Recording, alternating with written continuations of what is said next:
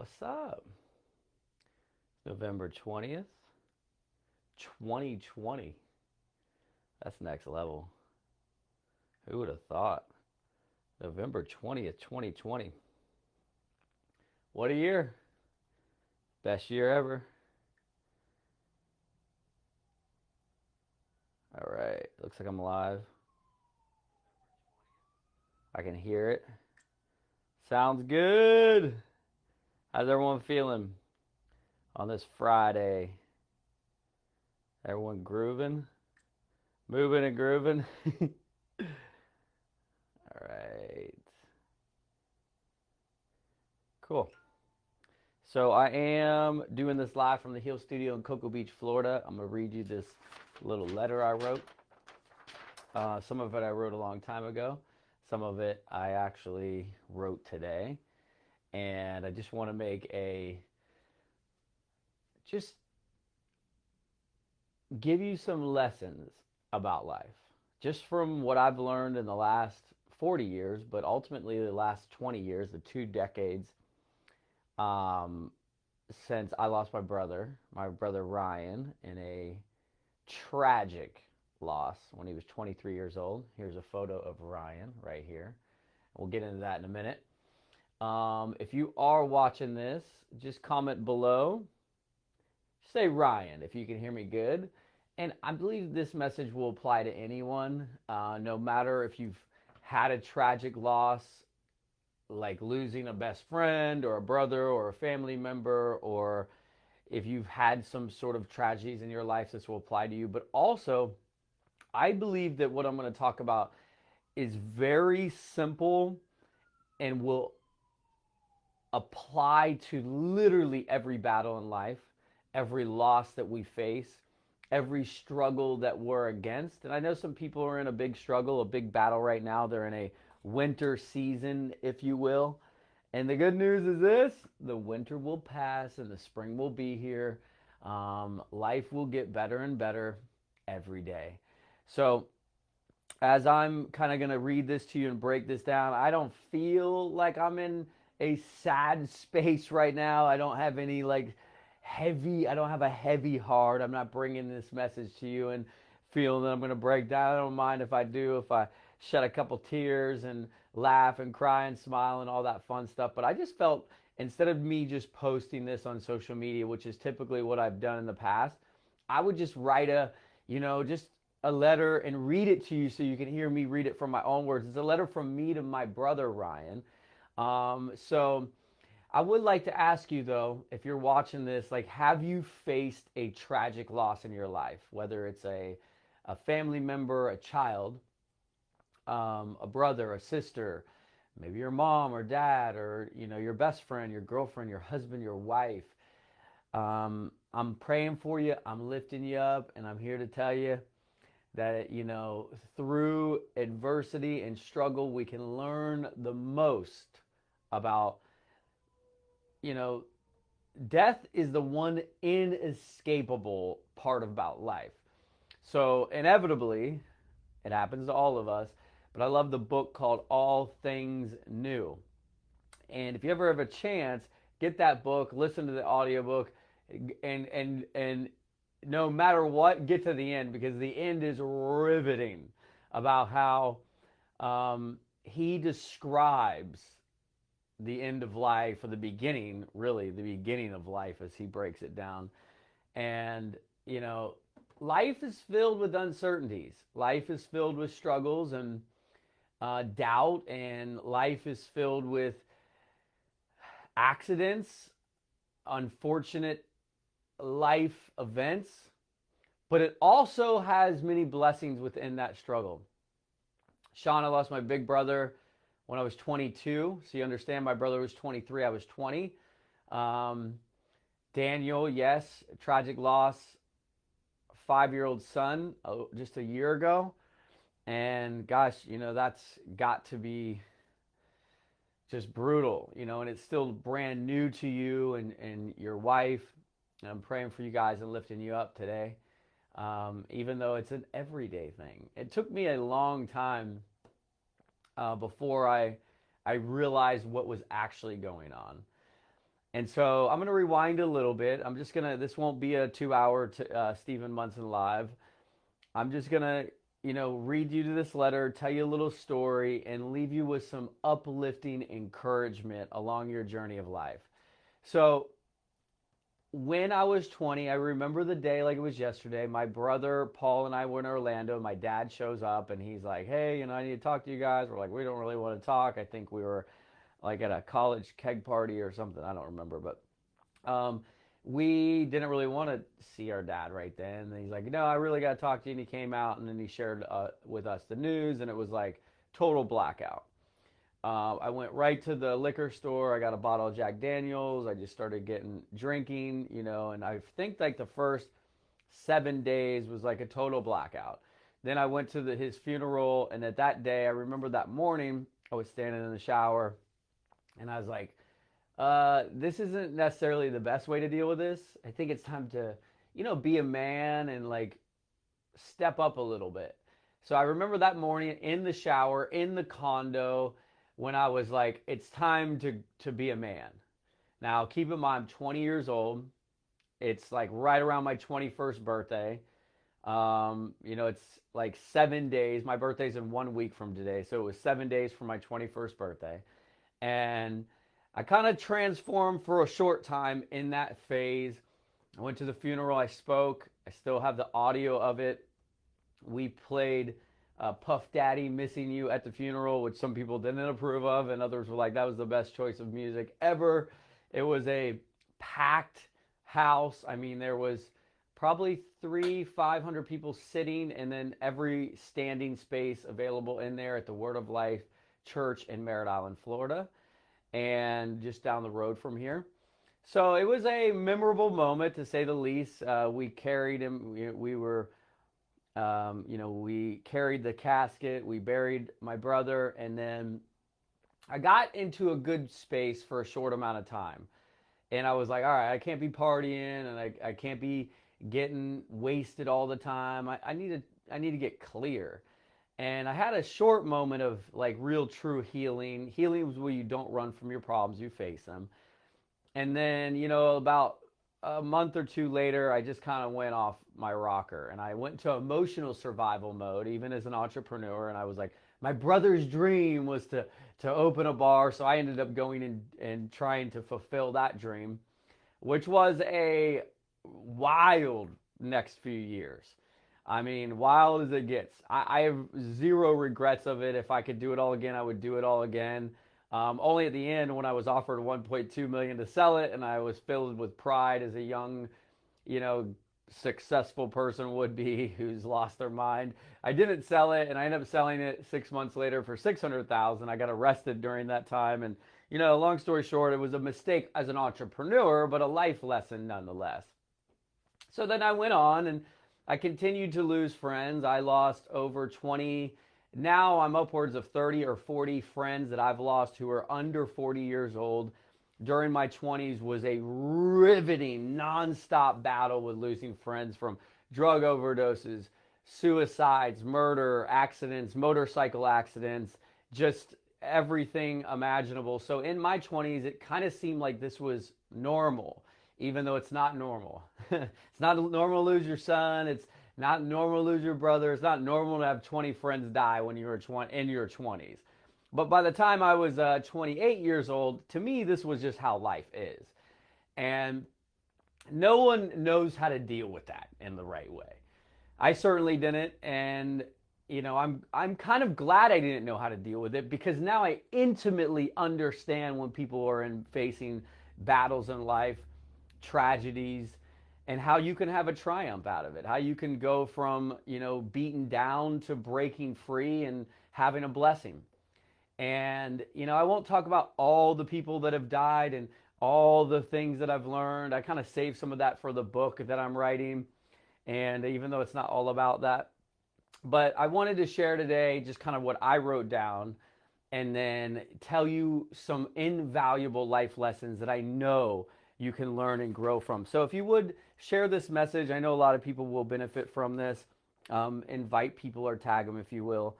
And let me just read this. 20 years ago today, my older brother Ryan Michael Munson died at 23. His early death from a cause of prescription painkiller Oxycontin was accidental, unfortunate, and very selfish. I noticed several people have attempted to keep quiet about their recent loved one's early death to drugs. It's embarrassing as most sway people to fear truth in hopes of them being remembered in a different light. It's a last hope of acceptance in such a judgmental and self-righteous society.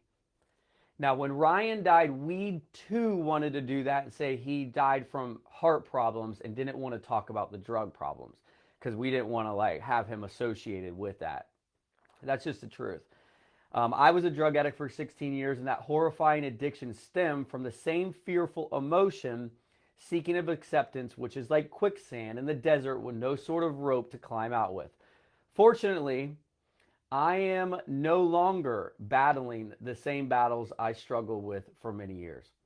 I don't have to spend one more moment of my precious life hoping that people will accept me, which I don't. I don't go through life hoping that others will accept me or agree with me or, give me their blessing of what I'm feel called to do. I don't waste my time on that because I wasted so many years doing that. In fact, this kind of business that I build, many people don't understand it. They don't accept it. They don't see it as real. It's like they don't believe in it. And it doesn't even remotely bother me.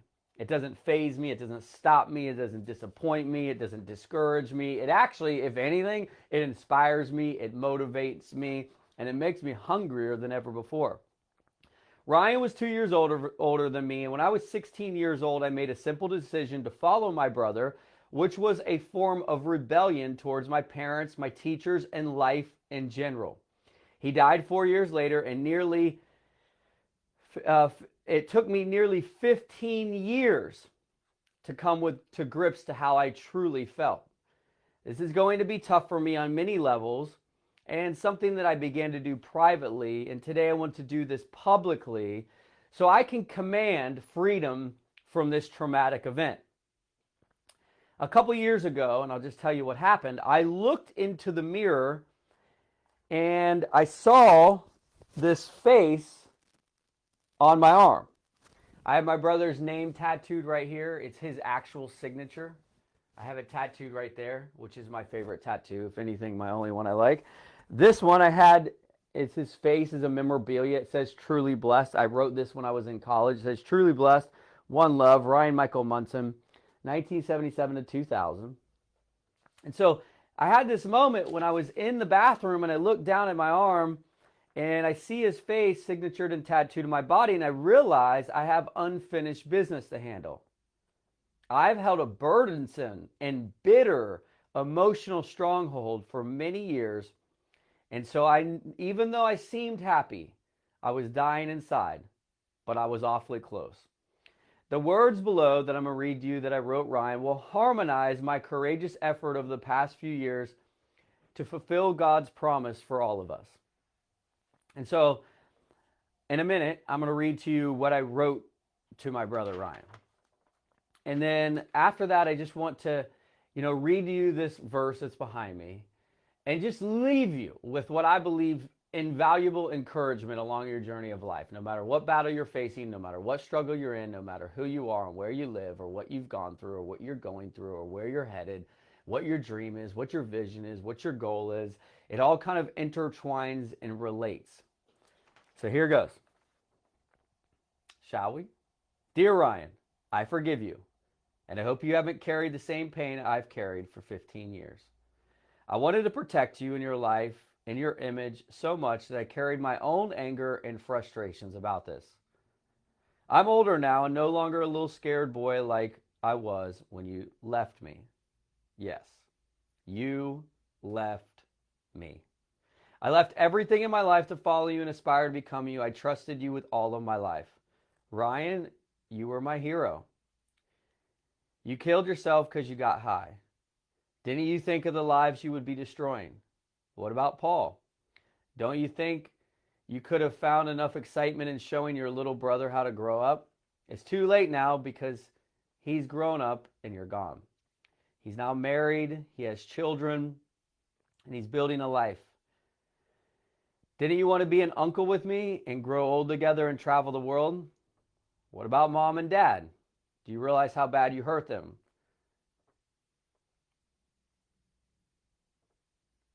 The countless sleepless nights, self-blame, shame, regret, and seemingly never-ending pain. They've cried, and they've cried. The first decade was no walk in the park, but over time I saw true love of parents and faith that they had held in their hearts. Fortunately, they showed me the true power and perseverance and the blessings that being steadfast has the ability to create anything. 7 days after you died, I turned 21, and the partying didn't end for 12 years. Every November 20th, I would cry myself to sleep, and never once did I realize I wasn't just sad, I was actually angry. Every November 27th, I would celebrate my birthday with a hole in my heart. Every June 14th, I would celebrate your birthday with a burden on my soul. I constantly searched for a way to fill the void of me, and every year it got worse. God kept revealing himself to me, and I would run and nestle into darkness. I found myself using drugs every day just to find myself, but all I was doing was running. I used sex to feel and find love, and no matter how many women I slept with, I never felt enough. It got worse and worse. It took over a decade of self-inflicted pain, being arrested twice, losing dozens of friends to drugs, breaking many hearts, living in poverty, and shattering my self-worth until I finally got an undeserving break.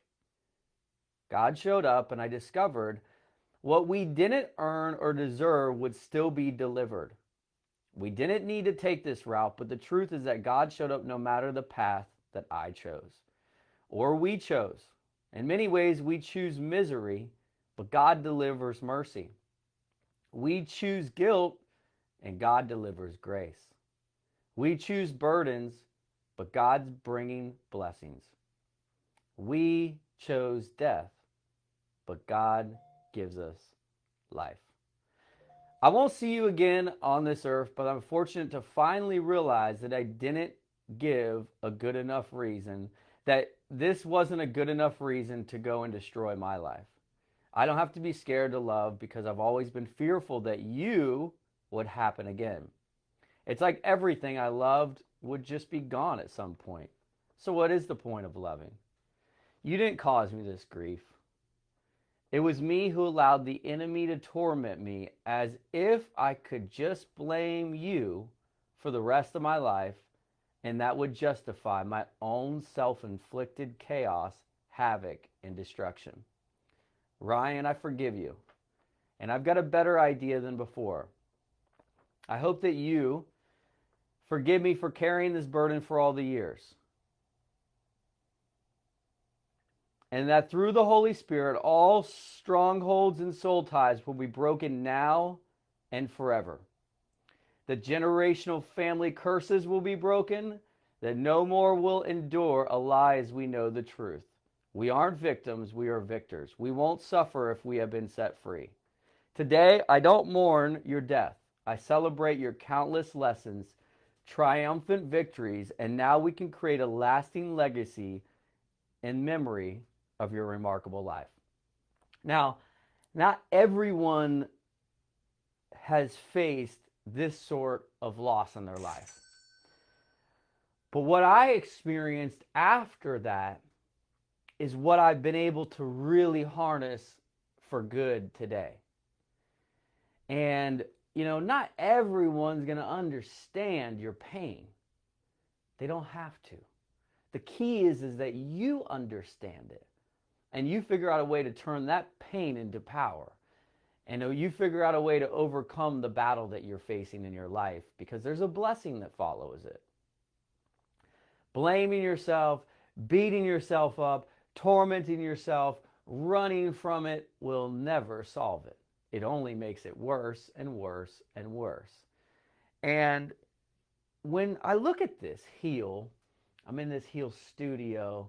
I put this photo here of when I climbed this mountain because that's what it took, and this photo of my brother, and a photo right here of the for his funeral, like I still had a copy of it.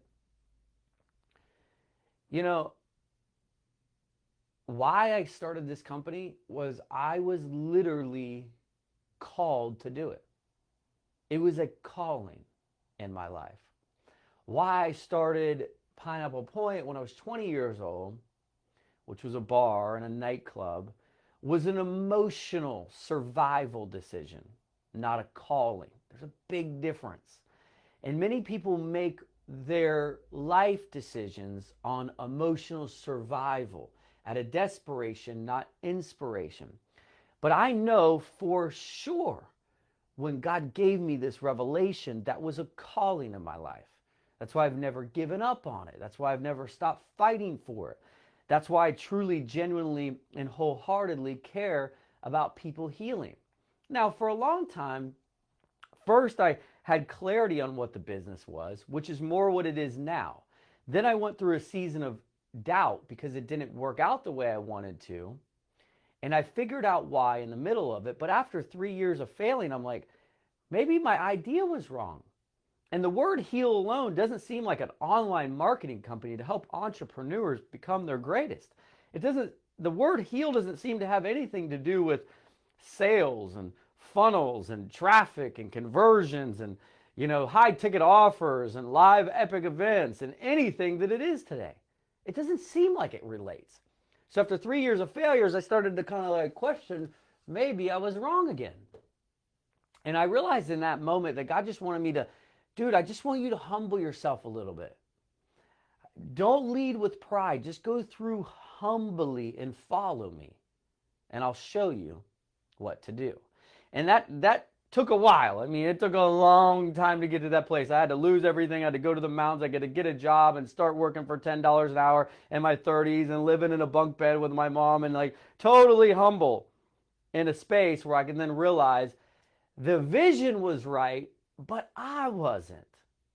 So in order for your vision to take flight, you have to get first into total alignment.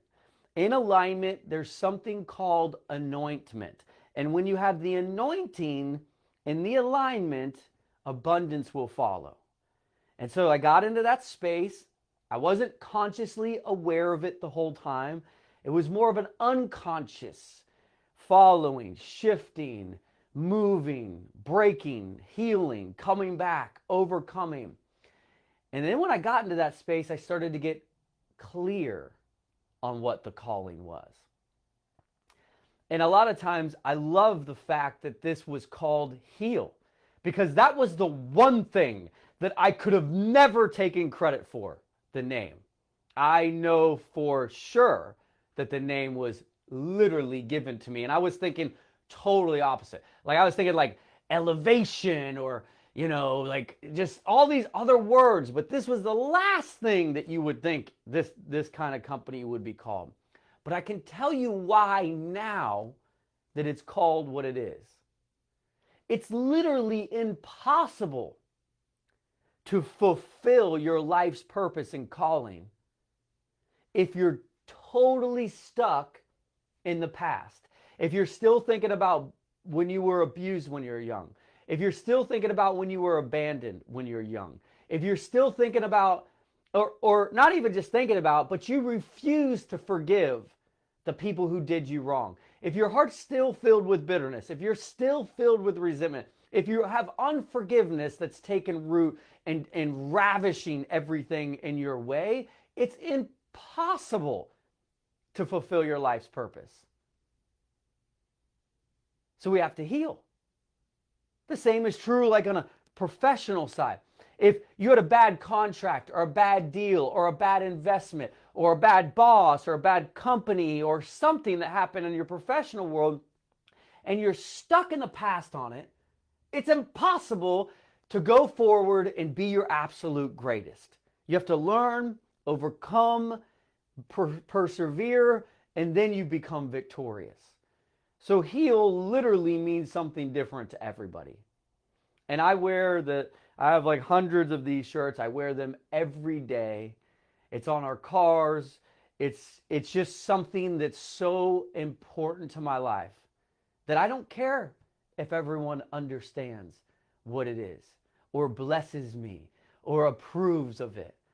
Because what matters most is that I followed my calling, and through that have helped so many people overcome their past, their battle.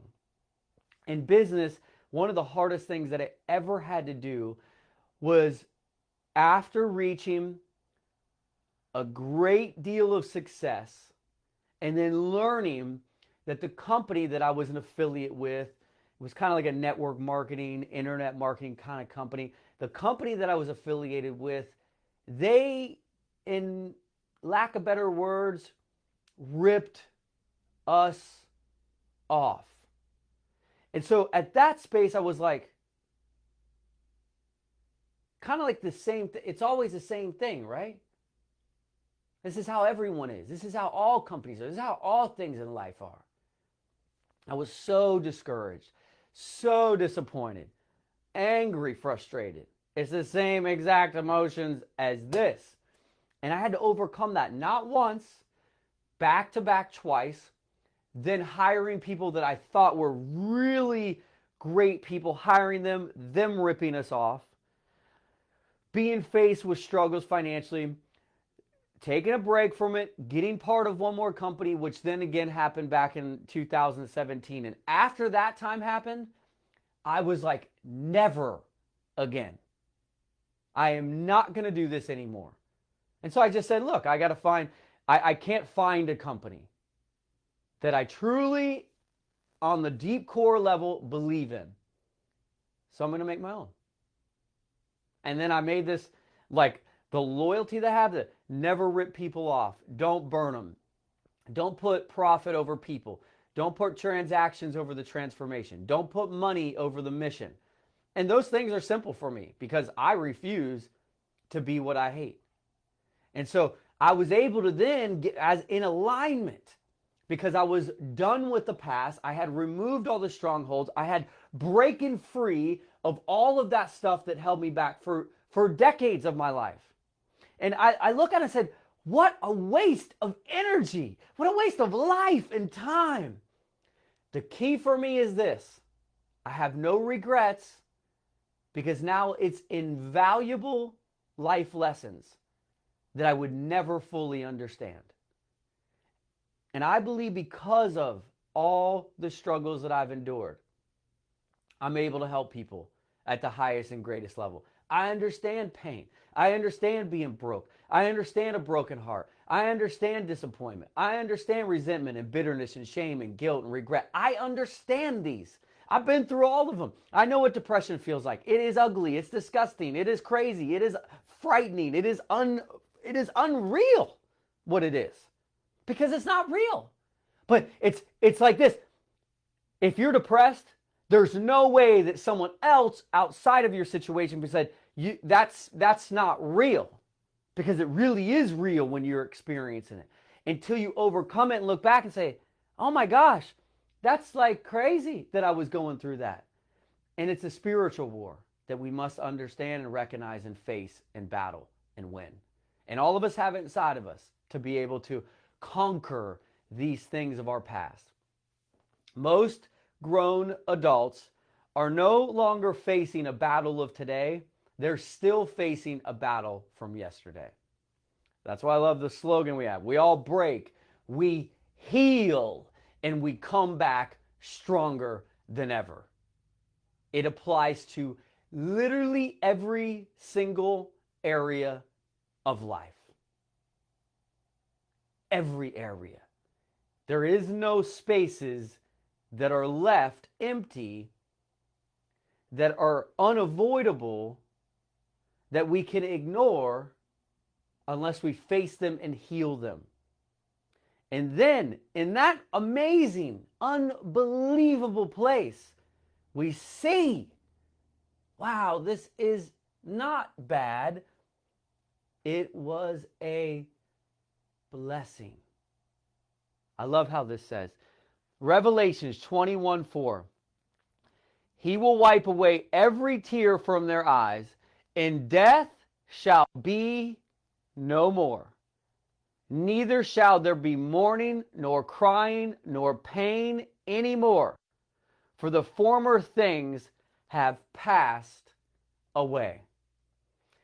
Now, I would encourage you to anchor this into now, not after you die.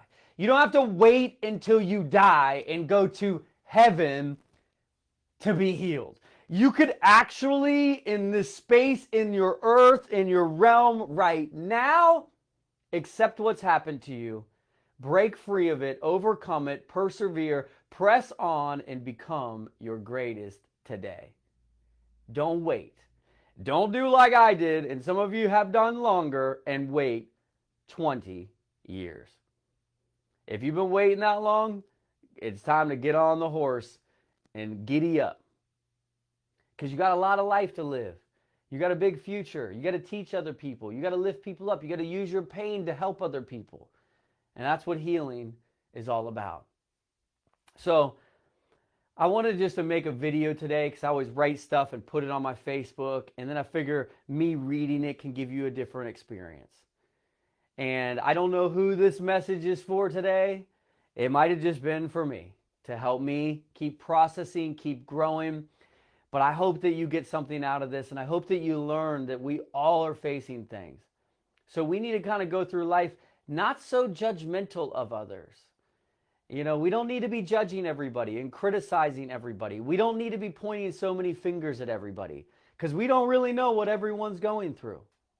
But the key is to be working hard on yourself.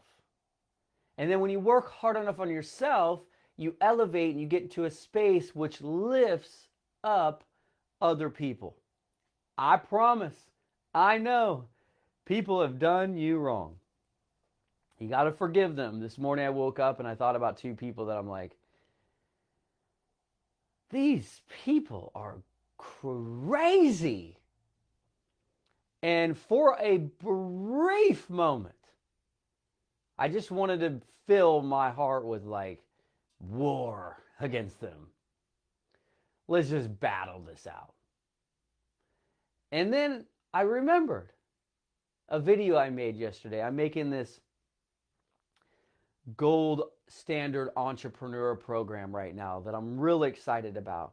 And I remember the video that I made just yesterday that I spent a long time researching and organizing and taking notes and getting the presentation ready to deliver it, and the PDFs and the lessons. And in the lesson, it literally said, forgiveness is an inescapable principle of life. And so as I stood there at 5:30 this morning, making my bed, thinking about two people specifically who I could just be like, I could hold a grudge against them for the rest of my life. It would be no big deal to me. And then I realized the important lesson. And I just prayed for them for a moment. I forgive them. I have no grudge against them. I have no ill will towards them. I wish them no wrong. I don't wish them bad luck. I don't want to have any nothing bad happen to them. Nothing in my heart against them, because I don't want to plant those seeds in my life. Because you're only planting that seed in your backyard, not theirs. So you got to lift up forgive your enemies. I mean, it's pretty simple, but it's very hard to do. But after that, I walked out and said, man, I feel great. I feel good today. The sun is shining. The birds are chirping. The water is cool. And I jumped in the ocean, did a workout with my mom, reached out to my brother, connected with my team, got a haircut, feeling good, did this presentation, and it's only 12:45. I have the entire day ahead of me. I wish that you have an incredible day. Enjoy your time, no matter who you are. Wipe the tears and get back to smiling and start thinking positive and attracting great things into your life. Forgive the people that you need to forgive. And maybe today's the day. You just need to reach out. Maybe you need to actually call them and say, look, I forgive you. I don't have anything. Let's just put this behind us and move on. Life is too short, because I am here to tell you that life is too short for all of the nonsense that most of us are dealing with and experiencing and talking about and thinking about and taking action towards. We have no time for that.